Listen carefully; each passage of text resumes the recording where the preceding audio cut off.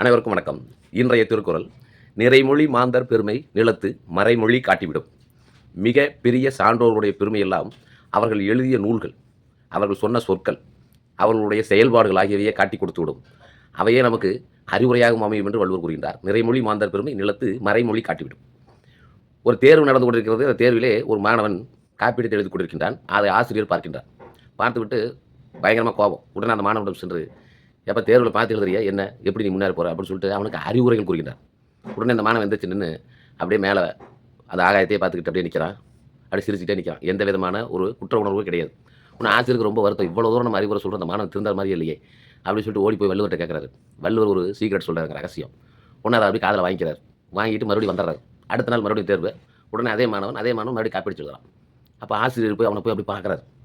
அவனையே விட்டு பார்க்குறாரு ஒரு 2 நிமிஷம். அந்த மாணவன் அப்படி பார்த்துட்டு அப்படியே அமைதியாக அப்படி கை காலம் நடுங்க ஆரம்பிச்சு அப்படியே உட்காந்துட்டாங்க. அதுக்கப்புறம் அப்படியே அமைதியாகிட்டான். அதுக்கப்புறம் பார்த்தீங்கன்னா அவன் 2-3 நாள் வந்து யாரையும் காப்பி அடிக்கல.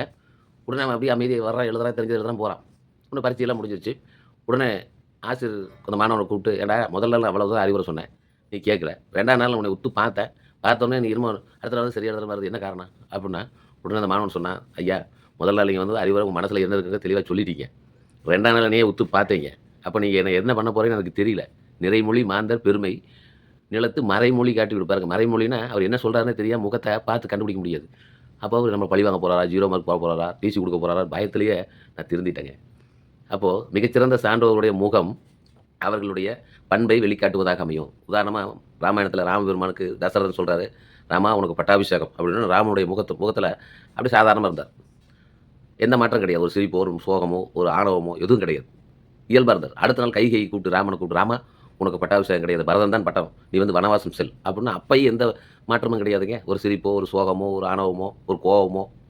அப்போ இதில் என்ன தெரியுது? நிறைமொழி மாந்தர் பெருமை, அறிவில் சிறந்த சான்றோருடைய பெருமை மறைமொழி காட்டிவிடும் அவர் முகம். இந்த இடத்துல மறைமொழி என்பது வேதம் என்று கூட வைத்துக்கொள்ளலாம், எழுதிய நூல் என்று கூட வைத்துக்கொள்ளலாம், முகம் என்று கூட வைத்துக்கொள்ளலாம், சொல்லாத சொற்கள் என்று கூட வைத்துக்கொள்ளலாம்.